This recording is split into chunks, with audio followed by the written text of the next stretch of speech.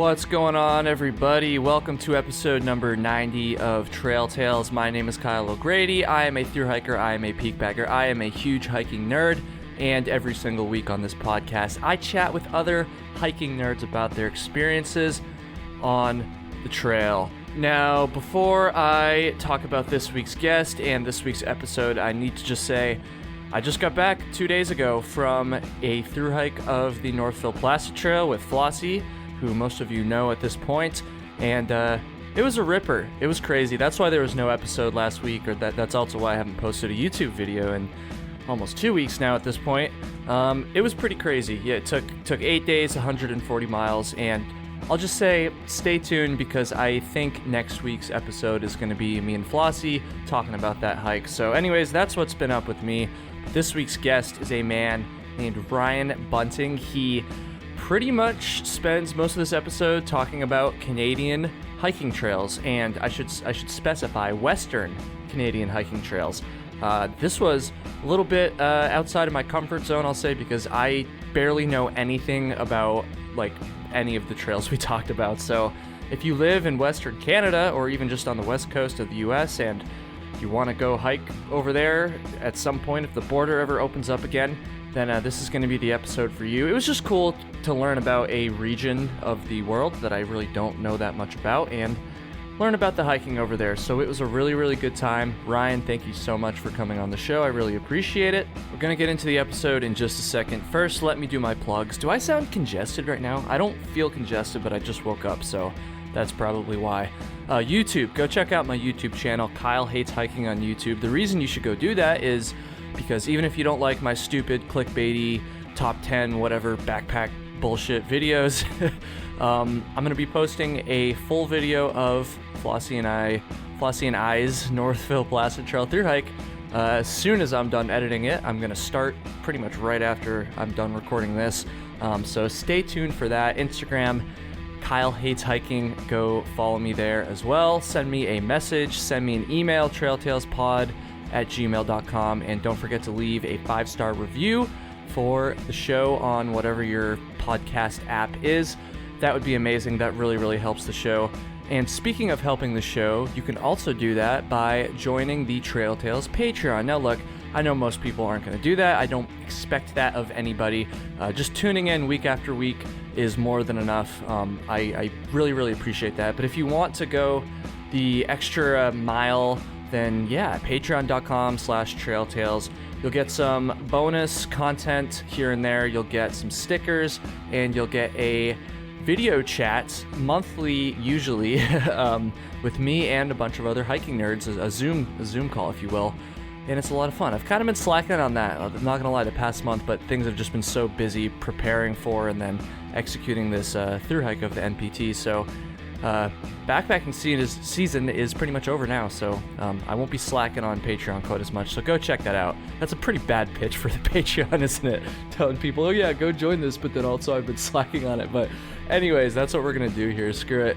The last pitch I need to make to you guys, the last thing I need to plug to you is the most important thing here. This is the episode's sponsor, CS Instant Coffee. Now, I'm not gonna lie, I could not receive my coffee in time because I was too last minute in giving them my address for the NPT. So CS sent me a bunch of instant coffee, and I couldn't drink it on the NPT. And trust me, I was wishing I could because it was cold.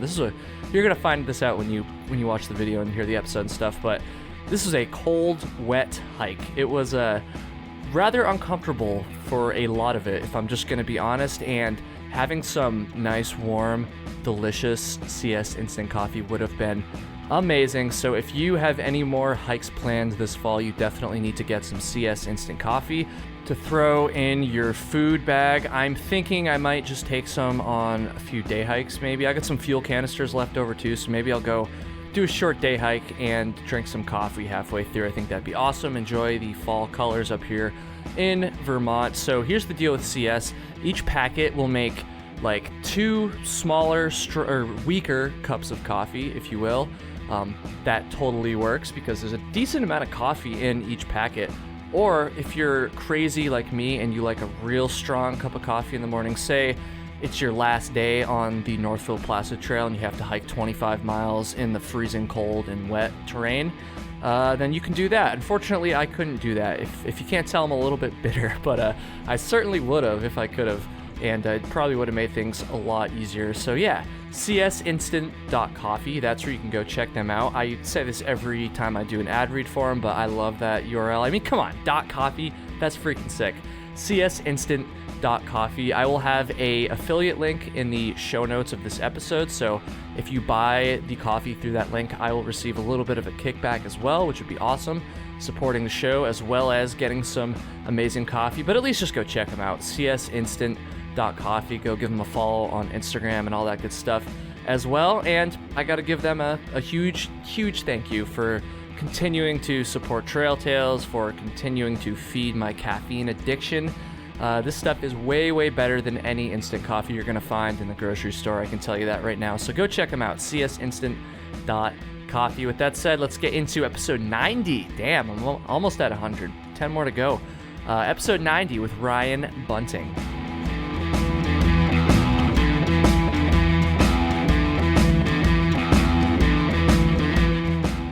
All right, we're doing it for real this time. Second time's the charm. Yeah, I had some technical difficulties, as happens a lot on the show. Episode 90 of Trail Tales with Ryan Bunting. What's up, dude? Hey, man, doing good. Yeah, finally trying to get this computer to work a little bit, right?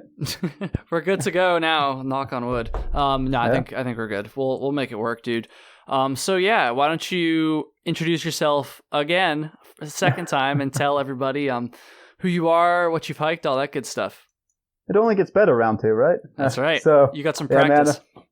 So thanks for having me on. Name's Constantine. Been hiking for about 5 years now, and reached out to Kyle, started talking with him about doing some stuff on the GDT, VIT. The VIT stands for Vancouver Island Trail, and that just got designated June 2020. And my partner and I, we were able to be, I think it was the third or fourth people to successfully complete that thru hike. But it had a lot of stuff that we were learning along the way too. I mean, each section was about 20 to 30 miles longer than any other previous section. Yeah, so I've been doing majority of my hikes in America, and a lot of the long distance trails, a lot of the infrastructure is built around long distance hiking there. And as everybody knows, this year, plans had to change, so I had to change the plans as well. So we did more Canadian hikes. We did a lot of hikes that you didn't have to hitchhike to anywhere. You would walk directly into the town. And it was just a lot of stuff that we were trying to be as least impactful as possible. Mm-hmm. And we found these trails that came up that you would go there and you would go to maybe a campground that had just opened up. Especially with the GDT, the way that's situated, the Great Divide Trail, a lot of that trail system, their towns were so small that there might be one place to stay, or it might even be a campground. So we limited all of our exposure and just wanted to stay within our bounds, and we found some trail systems that were available to do. Yeah, man, and I think it's cool because I think most of what we're going to talk about today is Canadian, like Western Canadian. Yeah. Hiking, which I know very little about. I did an episode with a Great Divide Trail thru hiker over a year ago, as we discussed earlier. June, I think it was late June of 2019. Mm-hmm. So I'm going to be honest, I don't remember much from it. So I apologize if anybody listened to that episode recently. Now they're listening to this. I might ask some of the same questions, but it's been a long time here, so bear with me. But we're not just going to talk about that trail. There's a couple other trails that Constantine has done. Got it. It's one of those words, everybody. I have a weird time pronouncing that word. Constantine. All right, I'm starting to get it. Constantine. Constantine. Yeah, we're going to talk about some other trails that he's hiked as well in Western Canada. Some trails that I know literally nothing about. Like, I don't really know anything about the Great Divide Trail, but at least I have a little bit of stuff that might pop up in my mind just from that last episode of Trail Tales. But these other two trails I'd never even heard of before, before you mentioned them to me, which is good because one thing I like to do on this podcast, as everybody knows, is to educate people and myself, for that matter, on these lesser known trails, I call them. Because there's a lot more out there besides just the AT and the PCT.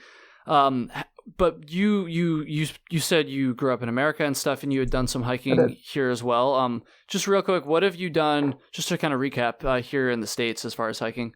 So in the States, I started getting into this thru hiking type of lifestyle because that's really what it feels like it's turned into back in 2016. And from there, it was AT, Appalachian Trail. I mean, that's the go-to. And I love that trail as my first experience. Going back to it, I mean, September 30th, 2016 was when I summited Katahdin. And I'm just being a lot of remembrances going on right now as that date gets closer. So yeah, AT was the first trail.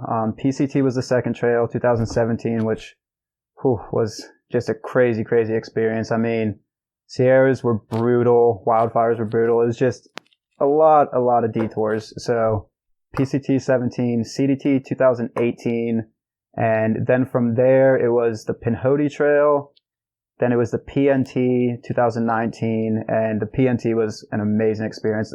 One of my favorite trails. If people have not experienced that trail, it is like if you took the CDT and I would say the PCT and they had like a brain baby. I mean, it was amazing. It was awesome. I know very little about that trail too. We could probably do a whole episode just on that, honestly. Oh, the PNT, it is one that my partner and I, we're both big hikers and we love this life. And it's kind of we both did it last year and we both already want to go back to it. I mean, it is just so remote and you're literally going straight up a mountain ridge and then straight down. And you have road walks in between, but you actually grow to enjoy the road walks because of just how brutal straight up and straight down the ascents and descents are. So it was a really, really fun trail. So after the PNT, I went on to do the IAT, which is the Ice Age Trail. And I was just looking for a time filler because the crew that I had hiked with on the PNT, we wanted to go do some desert hiking in the fall. And I wanted a trail that would last about a month and something I could do. So I went off to the Ice Age Trail, which is a you've done a lot of these lesser known trails. I love it. Yeah, man. Yeah. So the Ice Age Trail, it's about 1,200 miles in Wisconsin. And I think I was able to set a self-supported speed record on that. I'm not positive. Oh, nice. I'm really bad about registering for stuff, but I did it in 37 days, which the average came to like right below 40s a day. But I think it was 4 or 5 Neros or zeros just to let my body get back up. But after the PNT transitioning to a super flat trail, like the pace was just so fast that it was almost impossible not to do 40 miles a day because what? You're a savage, dude. I mean, the PNT just broke us down so quickly that, I mean, you were just climbing and descending the entire time. And I'm a short person. I'm about 5'10" on a good day. I think that's not short. That's not short. I'm 5'10" too. No, don't say we're short, bro. We're average. I think we've got to live in some realism here, man. I think we're both, somewhat. Well, on a good day, are you 5'10" or on a bad day? That's what my license says. That's all I know. Okay. So you're 5'10", but yeah. So you know about the struggle of 5'10" hikers that the legs aren't super long, so the stride you got to move a little quicker than the people above 6 foot. So yeah, my legs had just gotten used to that. So ran out the IAT in 37 days, and then we went directly from there. About 3 days later, we did the AZT, the Arizona Trail. Dude, holy shit, you're just hopping on trails left and right. Oh, 2019 was a crazy year. How old are you? I'm 26. Okay, so you're not that much older than me. You're young. Your body's good for it still. Oh man, it's starting to talk back to me though. I mean, that's a lot of hiking, man. That's a lot of. How many miles between 2019 and 2020? 2019 and this year? Yeah, combined. I think close to 6,000. Damn, dude. I would have to do the math. But yeah, the body's keeping the toll, man. I mean, ever since the IAT, I've had this lower back, in the right lower back, it has just brutalized me. I mean, I'll wake up like an old man, and I make a lot of old man noises, but that's for my hiking partners to deal with. They can talk about that. Yeah, that's right. But yeah, so AZT, we went out and got that done, and that brought us into November of 2019. And then from there, had to go back to work and just grinded out some work for about 6-7 months. And then got into the year 2020. And this year started off with the Natchez Trace Trail, which is about a 444-mile.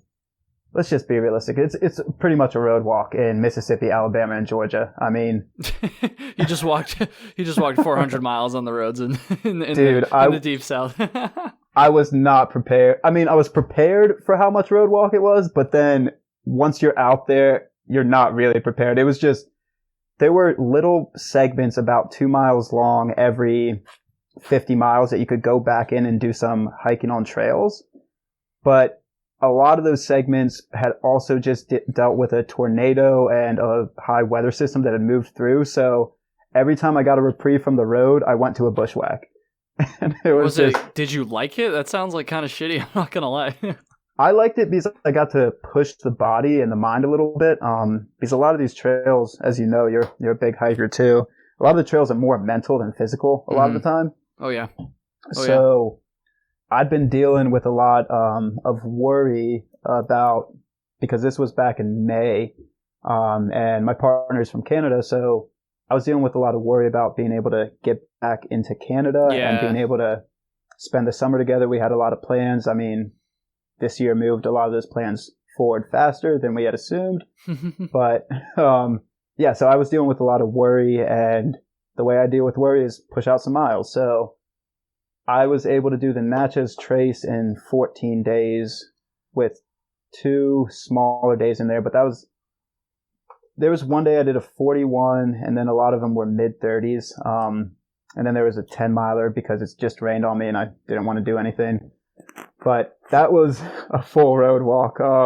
And I dealt, so the second day I woke up on the Natchez Trace, and I had started off in ultras that had been from the previous hiking season.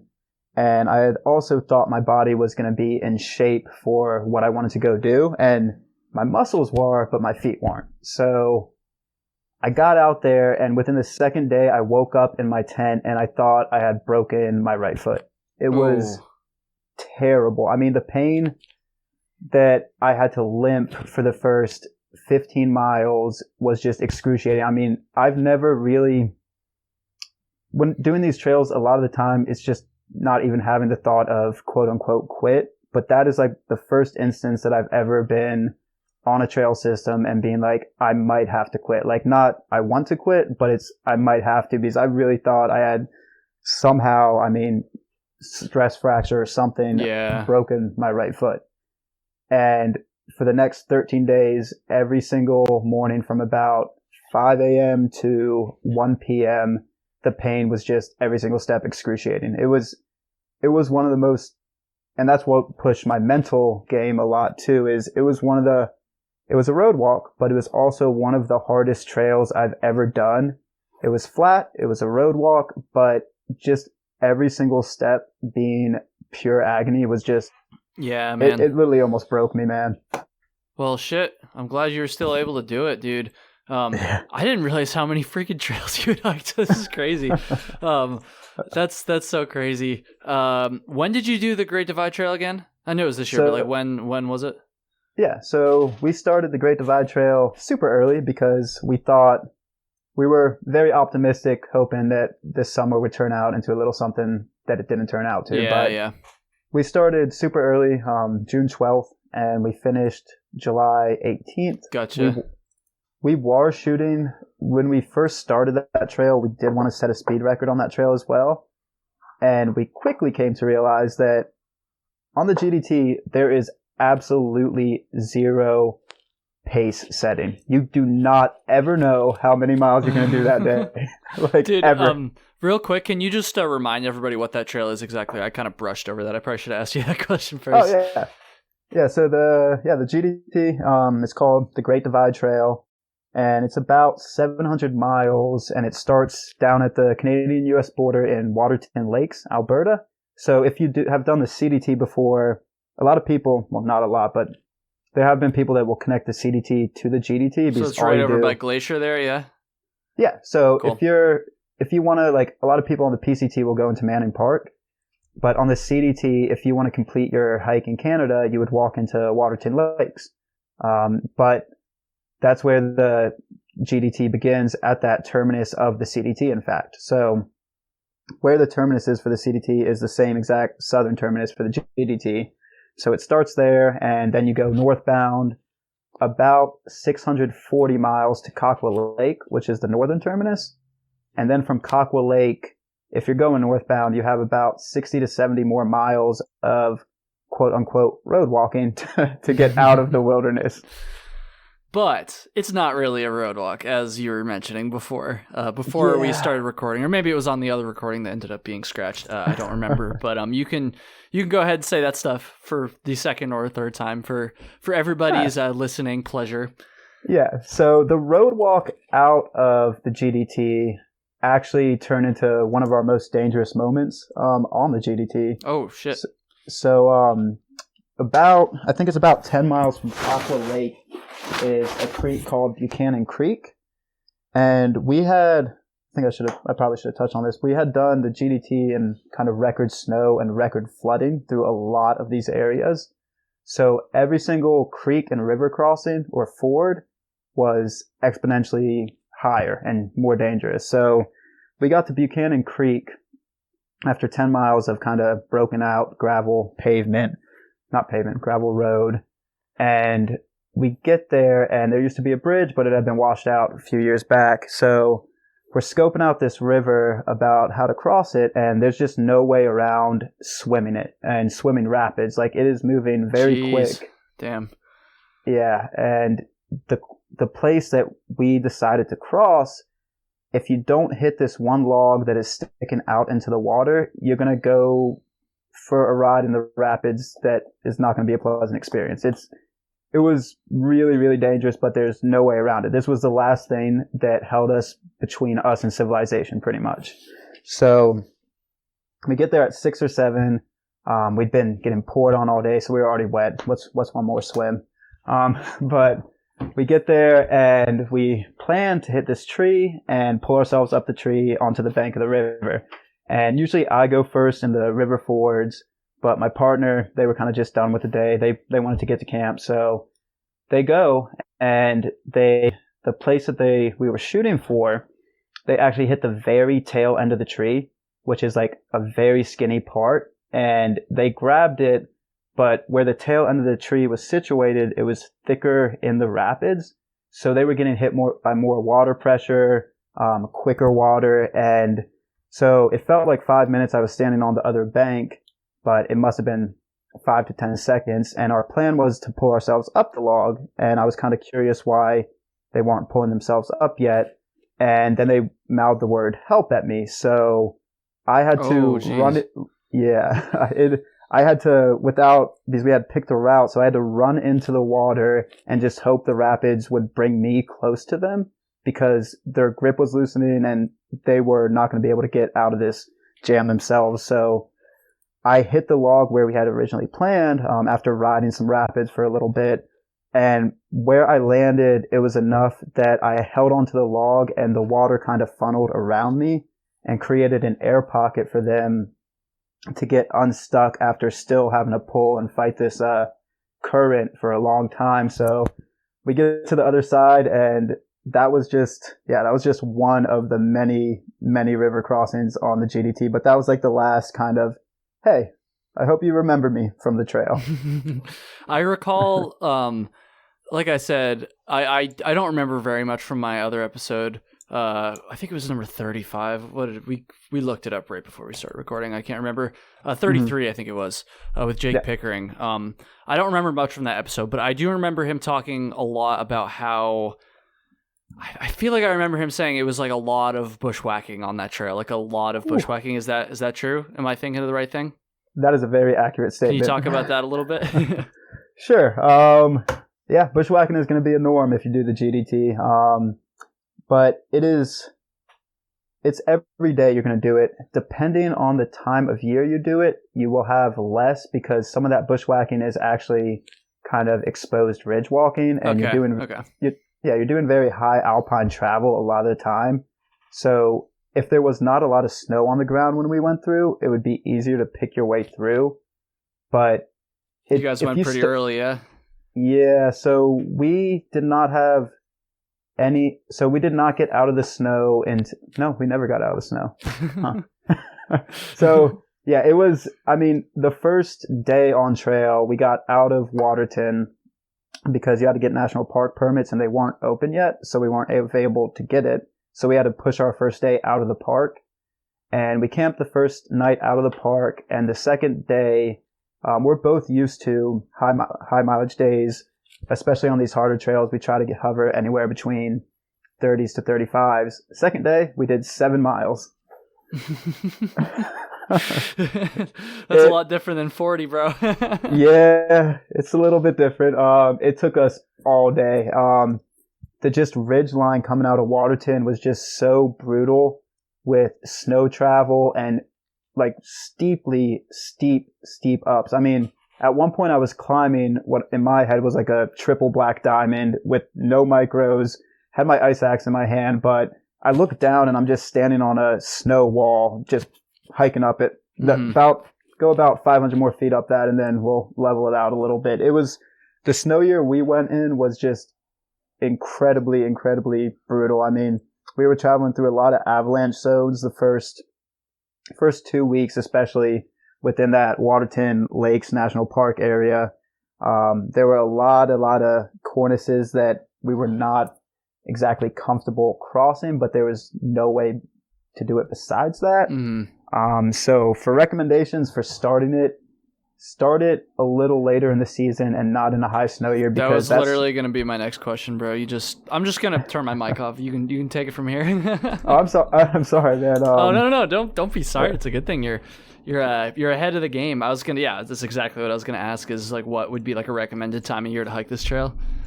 I mean, I would say late June would be kind of the earliest you want to start. Okay. You could start mid-June, but it would have to be a lower snow year. What's like the ideal start date, you would say? Or not exact date, but just ideal hiking time for this trail? I would say July 1st, Canada Day. Celebrate Canada Day out on the trail. There you go. Could you start it later too? Could you start it in like August still, or would you be pushing snow, on the other end at that point? You would have to push some miles. If you held a pace down, you could start it in beginning of August.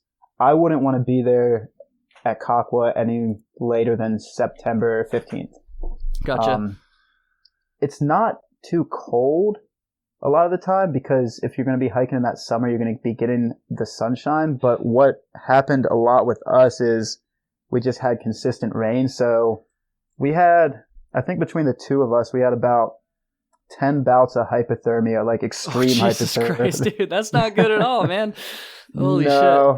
I think some of the brain cells might have died this year. Can you talk about the permits a little bit? So that's another thing I remember from my conversation with Jake is I don't remember exactly what he said, hence why I'm asking the question, but I just remember him mentioning that the permits were a pain in the ass on this trail. Can you talk about that? Yeah, so the permits, you're going to need permits coming out of field when you're going into the national park. So the way the national parks are situated, since the GDT keeps you on the border of British Columbia and Alberta, you kind of wiggle between national park and provincial park. So with the national parks, you do need backcountry permits. And we went out there June 12th, kind of not knowing if we were going to be able to continue, because officially the national parks in Canada did not open up permit systems until June 24th. But we were on Crown land all of those previous about 10 to 12 days. So we had a Garmin inReach, and we were in communication. We kind of designated my partner's parents as kind of the base camp to reach out in case we weren't in a town that we could get the permits ourselves. So we were out of the town of, no, it wasn't a town. It was out of the campsite of Bolden Creek Trading Post. And it was June 24th. Permits had just opened up. So we texted from the Garmin inReach, and a conversation kind of followed in between, making sure we chose which permits we wanted. And we were able to have a park ranger kind of know what we were doing. And my partner's parents were able to get us the necessary permits. We did it on a very, very fast pace. So if you look at the way the trail is situated, you can try to shoot to go for as little permits as possible, and that is what we did. So we only needed 6 permits, but you can also hike the trail and you might need 20 permits because it just I feel like wiggles. that's what I remember from his episode. Like I remember it was something stupid like that. I like couldn't believe it because I was like, how can you even like, you don't know like what your pace is going to be for that many like days in a row. Like, so that shit's crazy, but you guys were just ripping. So yeah. So yeah, you can like I said, it wiggles so much in between these kind of imaginary lines. Well, not imaginary, but lines for the national parks and provincial parks that if you did smaller mile days, you need more permits. If you do big mile days, you need less. And it's not just if you do bigger miles. Like we had to get a full spreadsheet and kind of look at how we avoid, like how we get to the least amount of permits because we knew it was going to be this type of year. Permits might get increased. Permits might not even come out. So we were kind of flying by the seat of our pants until we knew for a fact we had those permits and we can continue hiking. And that was actually a really good blessing that we were able to actually get it done. Yeah, for sure. Were you guys prepared to just call it if the permits just didn't work out or if COVID stuff got crazier? We would have had to. I mean, we didn't want to do anything the communities weren't comfortable with, as well as we don't want to hike in a place that needs a permit and we don't have a permit. Right. Yeah, we would have had to. That would have been kind of disheartening, but I mean, there's a lot of people that had a lot of disheartening stuff happen on the trail this year. So, it is what it is. Let's see. I gotta ask you about grizzly bears. There's grizzly bears over there. So, how did you deal with that? Man. Were you nervous about them, or and obviously you've hiked in other areas that have them too. So, just talk about that a little bit because I'd like to hike the CDT someday, and that's going to require me hiking decent amount of miles in grizzly country, and I am from Vermont, and I am not used to that. So that's something I always people might be sick of hearing me ask about it at this point. Not that it's been brought up that many times, but I feel like anytime I talk to a hiker that's hiked extensively in grizzly country, I always got to ask them about this. So take that question where you will, because it was more of a statement than a question. But yeah, grizzly bears. Okay, grizzly bears. I still have yet to wrestle one. That is kind of my ongoing. It's probably a good thing. That's the ongoing joke within my hiking cruise. But no, grizzly bears for the most part, we actually had a few days that we called their prince in the snow trail magic because they know very well the easiest route up a mountain, and a lot of the time there was absolutely no trail, so we would just follow the grizzly tracks. And what? Damn, that's crazy. So yeah, the grizzly tracks would go up the mountain, and you see them get onto a pass, and then you're like, okay, I'll probably pick a different way down. But for the most part, it's grizzlies. I mean, we ran into a few, but they just kind of look at you and run away, the ones we ran into at least. A lot of the time, if you're not surprising them or if they don't have their cubs with them, at least in my mind, I'm not too worried about it. We had our bear spray. So you did. That's a big question, I guess, is if you carried bear spray. It sounds like you did, yeah? Yeah, I don't want to put it out there that people shouldn't be afraid of bears because they're a big creature, but it's kind of like, unless you get extremely unlucky, a lot of the time they don't want anything to do with you. Right. So it's good to have it for that unlucky situation that it might be 1 in a million, but it's just also very good to know where you are. And a lot of the times in these areas, when you're really, really deep in the wilderness, once again, it's personal opinion, but you can kind of feel when there's something off in the woods. Have you ever had that? I've had the feeling, but I've never actually seen the thing that I thought was off, that happened to me just a couple weekends ago. Not the same thing as a grizzly bear at all, but I just saw a lot of fresh moose shit and some very fresh moose tracks, and I got that feeling. I was like, bro, there's something here, but I didn't see the moose, unfortunately. Or fortunately, I don't know. So you know the feeling I'm talking about. Oh yeah, I'm sure most people listening do too, yeah. Yeah. So you can kind of feel when something's off. So, I mean, you just be more aware at that point. We cooked away from camp. We ran out of food a lot of the time too, but so we didn't have to worry about cooking sometimes. But you just ran out of food. All right. Sorry. I don't want to take away from the grizzly thing, but I just had to say, you're just running out of food. You just throw it out there. You're so casual. Like, oh yeah, just ran out of food again. We were both pretty emaciated by the end of that one. But yeah, the grizzlies, I mean, you just do the proper kind of etiquette of the backcountry. Leave no trace, just cook away from your camp spot, kind of use a bear bag. And a lot of the time, you're not going to have to worry about them. Most of the time, hopefully. Yeah, well, hopefully. Let's talk about food then. Resupply. Okay. I'm sure I asked Jake about this because I asked pretty much everyone this when I talk about these lesser known trails. But how does the resupply work on this trail in general? Is it a lot of mail drops? Is it mostly towns? A mix? Like, how long are the carries? Can you just talk about the resupply situation? Yeah. So we did it once again to have as minimal impact as possible. So there are more options than what we did. So like you can go into the town of Banff, but we didn't hitchhike into there because we didn't want to hitch this year. But so the first resupply town was the town of Coleman, about 80 miles. And you can buy from a corner store there. I would recommend sending a mailbox there. Because unless you're comfortable with junk food, it's not really that great. After that, you have to send a box to Bunting Creek Trading Post, which is a campground. As well, make sure that you get a reservation there because we had a very, very nice man and woman that felt our pain when we rolled in there. Oh. But they did not want us to camp there. It's not a walk-in campground, so reserve before you go there. But you can send a box there, and they're super happy about that. After that, it is the town of Field. Once again, send a box there. We did. And we were very happy we did because the trading post, it's just a little trading post again. And there's not much there. Kind of muffins. You can get away with it. It's just not comfortable. And then from Field to Saskatchewan River was another emergency kind of Nero day for us. We had hypothermia again. So we weren't planning on stopping there, but we had to. You can get away with resupplying there. And that's about, in between Field, that was about 60 miles. But we wanted to do Field to Jasper, which is about 160 miles in between the resupply point. And that's very doable. And then from Jasper to the end, that is going to be a 200-mile plus resupply to get out of Coquille Lakes Provincial Park. That's a long food carry. Yes.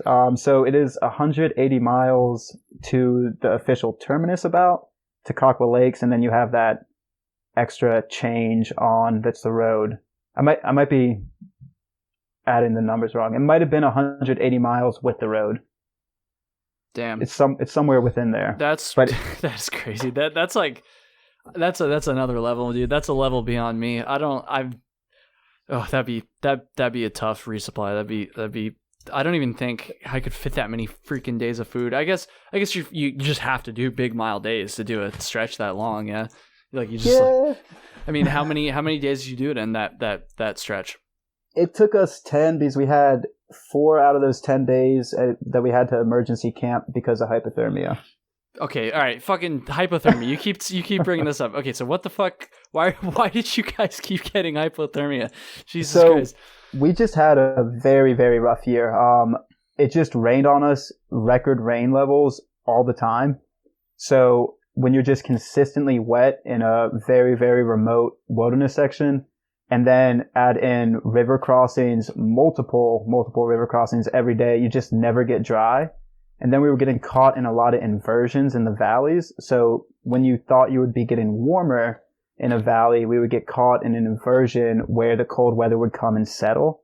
And then once you get out of that valley, you're going straight back up to a peak that's 8,000 feet. So you're just always frozen cold. And it was just brutal. I mean, there were a lot of days that we would have to call about 12 to 15 miles because our mind and our bodies were just shutting down. The worst one was on a Miscellany Pass that as we were cresting a Miscellany Pass after like the third river crossing, that I was starting to cross the kind of snow melts in the snow fields and they were feeling warm to me.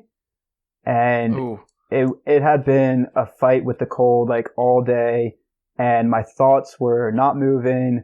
And my hiking partner was talking to me and I thought I was responding at a certain point, but it was like 5-minute intervals that I was responding in.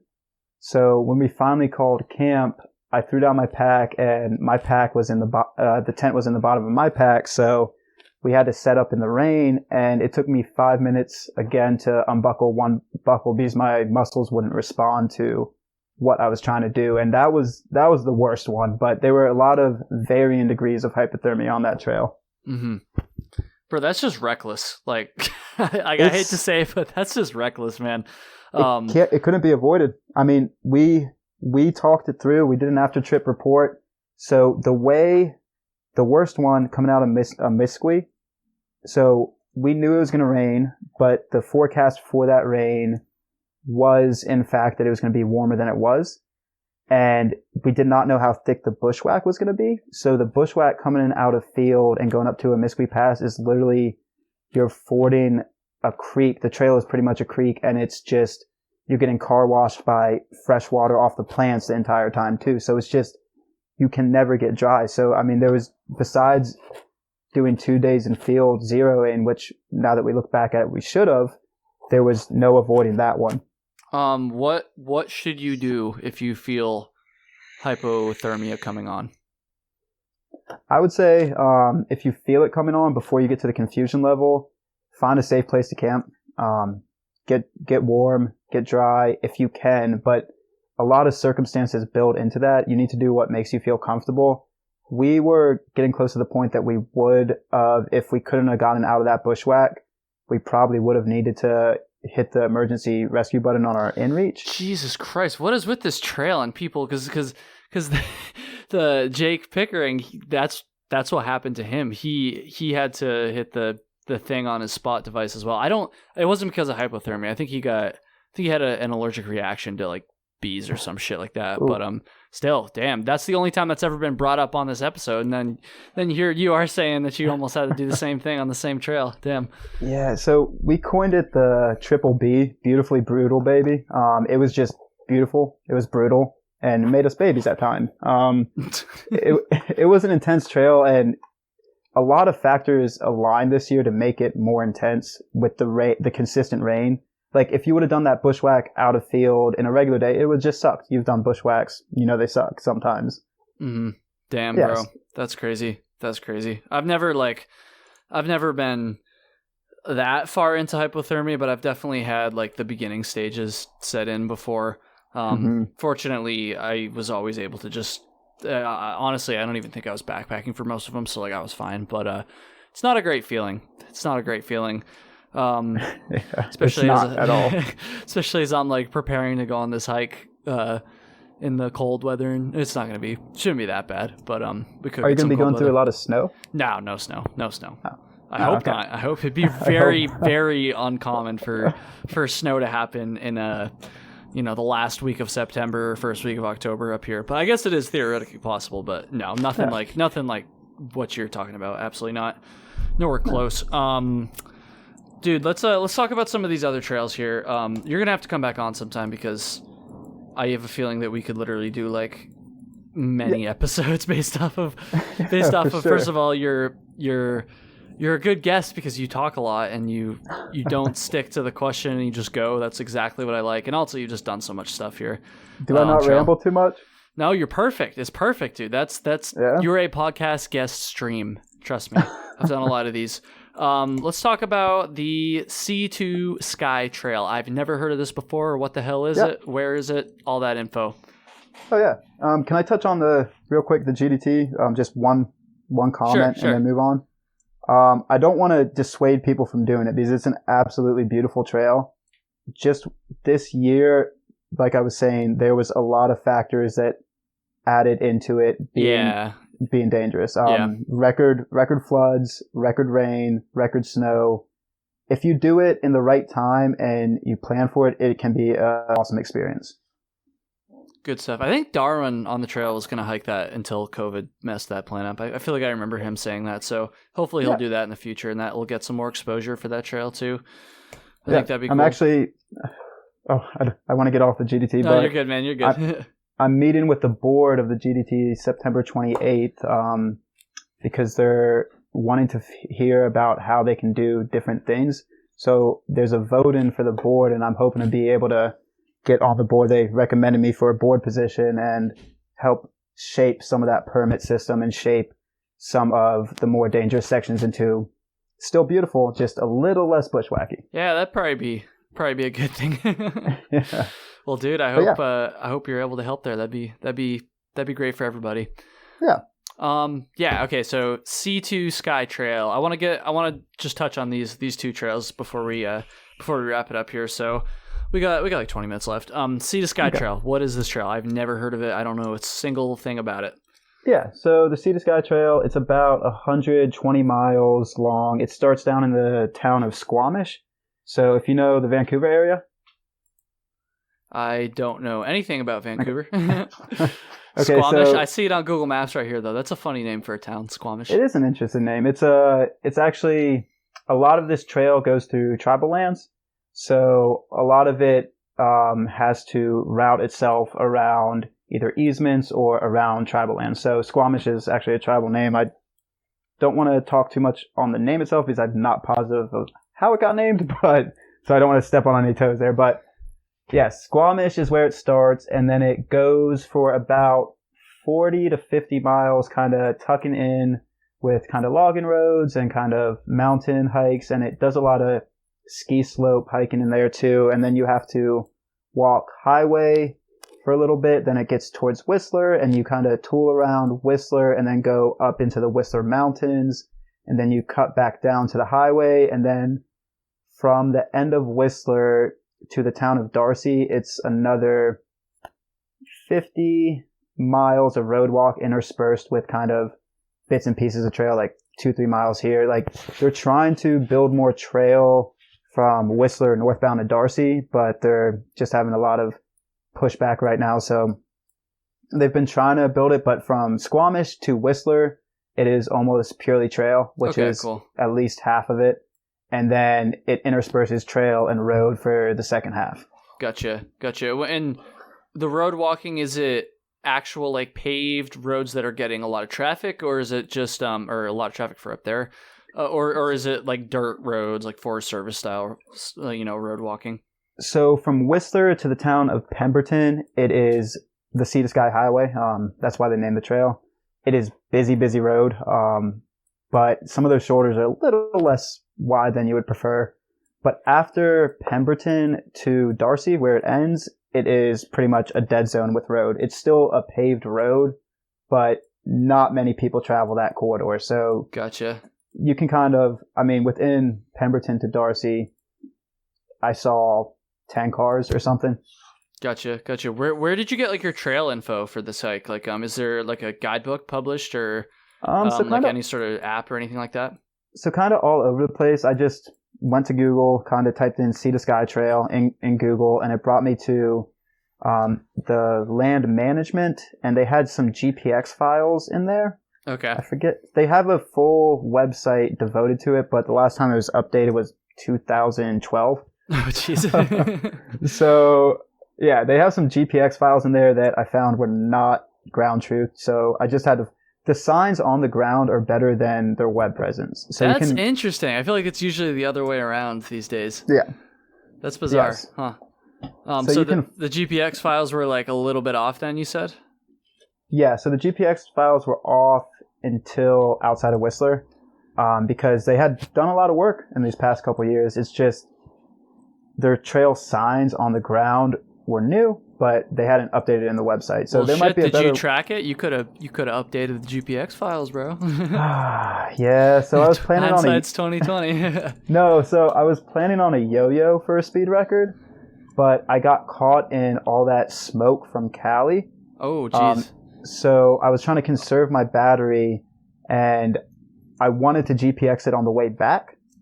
But by the time I got to Pemberton and into Darcy, like, I was choking on the smoke pretty much. But so you just did this trail, yeah?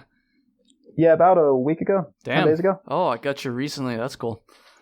Yeah, so I was able to run that trail out. I would have been able to yo-yo it, but I had a buddy, I had service once I came through Pemberton, and I called and I told him, hey, can you check the air quality around here? And it was like very unhealthy. I mean, I could taste it, but I wanted to see if I could push through, and yeah, it just wasn't worth it. I completed the thru hike northbound, but I didn't complete the yo-yo. Gotcha. Gotcha. Oh well, you can always go back. Is this the one you said you might have gotten the FKT for too? I think so. I'm really bad at officially recognizing them. I did it in 52 hours and 55 minutes, about 120 miles. So I started at 11 a.m. one day, then I hiked all the next day, and then I finished that next day at, I think it was 3. I have it on my video somewhere. But yeah, it was 52 hours and 55 minutes. Damn, dude, that's crazy. Yeah. Well done. Dude, I'm looking on Google Maps right now, just like near Darcy, I think it is, you said. Mm-hmm. This looks so beautiful. This is like a different country for me, honestly. Like or not a different country, obviously. It is literally a different country. Different planet is what I meant to say there. It's like, oh, dude, I'd love to hike out here someday. That's so awesome. Man, I'm a lot different than Charleston, eh? Yeah, I'm just getting ingrained into it too, and I'm looking at some peaks right now that I want to go bag, and the weather hasn't been great for it because of all that smoke, and we've been on trails this entire summer, but it's going to be some pretty awesome peak bagging. Once that border opens up, man, come get some miles out here. Dude, I'd love to. Let's talk about this other one, this Vancouver Island Trail, another one I have never heard of before, but you said this one is pretty damn long, a little bit longer than the Sea to Sky, so can you talk about that trail a little bit? Yeah, so the Vancouver Island Trail just got officially designated a trail June 2020. So a few months ago. And once we got off the GDT, we had plans to go do the PCT. I think you did too? Not this year. No? But I'd like to. I've definitely said that a bunch of times that I just want to do it. So that's probably where you got that from. We have both done the PCT Nobo, and we wanted to do it Sobo this year, but it seemed like a lot of people wanted to do the PCT this year, but once again, everything got kind of thrown for a loop. It all got fucked up. So we got off the GDT and we still wanted to hike. We still had some miles in our feet. And we were looking at long distance trails in Canada, and the way it's situated right now, Canada doesn't have many. So they have the Bruce Trail out in Ontario, but we wanted to limit inter-provincial travel because of the current situation. So we wanted to stay in our province. So we looked at Vancouver Island, and we knew there were smaller trails there, like the West Coast Trail, the North Coast Trail. So we had the idea to create a route around the perimeter of the island. And within that research, we found this little website kind of tucked in there called the Vancouver Island Trail. And they must have went through a rebranding because at one point they were called the Vancouver Island Spine Trail. But we found that you could hike from Victoria, which is the southernmost point of the island, to the northernmost point and go through some awesome mountains. So we got into the research there, and it looked to be about 420 miles, and it ended up being 620. So a little discrepancy. A little bit. Yeah. So every section turned to be 20 to 30 miles longer than their current map systems were as of August 2020. How is it that far off? That's crazy. So they have a lot of potential. Like, it's a beautiful trail, but the way they drew their GPX lines on their map systems is they literally just picked a straight line. Oh, gotcha. Yeah. And if you know how to read topos, like, as we were getting there, we're like, there's absolutely no way we can go over there. It's cliffs on all sides.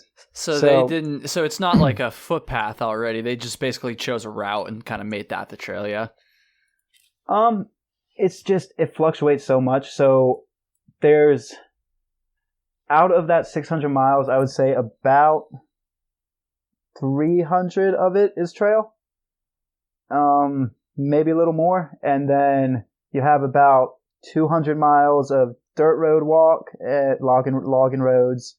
And then you have another 100 miles of bushwhack, like a lot of bushwhack, like an unnecessary amount of bushwhack. But yeah, I mean, so the way it's situated right now is they have to get a lot of easements from logging companies, since logging companies are a huge presence on Vancouver Island. Sure. And that is where a lot of their map systems were getting pulled from. So they have proposed to the logging company, like, to route the trail in these mountains, but they don't have yet the correct permits to do it. So they have the route planned. It's just not feasible for some areas yet. But then also some areas, they just hadn't uploaded their GPX files, and it was just straight lines of death, pretty much. So oh, Jesus. yeah, there's a lot of potential. A lot of potential. Damn, bro, you got to go hike it again and update the GPX. So we did start. It's just not a year. I know for it's yo-yos. way easier said than done. I'm just kind of fucking with you, but No, I get it. I mean, I had planned on yo-yoing that trail too, so I kept rationalizing myself. Oh, I'll just do on it the way back. Yeah, on the way back. So we got near the end of it, and it had started to get cold, and the weather started shifting, and it took us way longer than we thought because it was 200 miles longer. So yeah, the time window wasn't there anymore, and I wanted to GPX it, but we got bits and pieces. And we've been in communication with the Trail Association. We're actually going to be writing an article for the Director of Operations to put in his winter newsletter because he wants to have more up-to-date information. And they're doing a great job. I mean, they have a lot of presence around there. It's such a new trail system that it needs feet on the ground. And that's a lot of miles, too. That's a lot of miles to be responsible, or not be responsible for, but to, kind of link together. So it makes sense. It makes sense. And that's really cool that you guys were not dissuaded by the fact that it's so new and we're like, screw it, we're going to give it a try. And I'm also looking on Google Maps right now, just on random spots on Vancouver Island, dude. So sick. This is, I need to get over there. Like this is absolutely gorgeous stuff. Unbelievable. So you're used to a lot of out east hiking, right? That's all I'm used to, man. That's all I've pretty much ever done.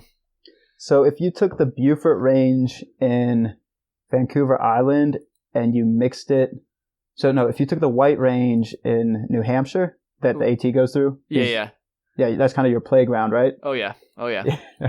So if you took that range and put oceans on both sides of it, that would be the Beaufort Range. That's so sick, honestly. Oh, this one's, I'm just looking at some pictures. There's like a random like little cabin just in the middle of nowhere, just mountains and lakes everywhere. Oh, that's so sick. We didn't run into that cabin. We must have been in a bushwhack down a cliff somewhere. It's just like a random, what do they call them? It's just like the little, I forget the name, when you like drag the little guy out onto Google Maps and you can like drop him places and it'll like show you street view. It's like street view, but then they also have them that are not on the street. Like people will take 360 photos and then you can, so little Google Map pro tip, you can, if you click the little guy in the right-hand corner, street view images, I guess that's what it says here. It'll have the street view, like the actual roads, but then there'll also just be little circles all over the place, just in the middle of nowhere that you can click up. Anyways, I love Google Maps way too much. I could go down that rabbit hole, dude.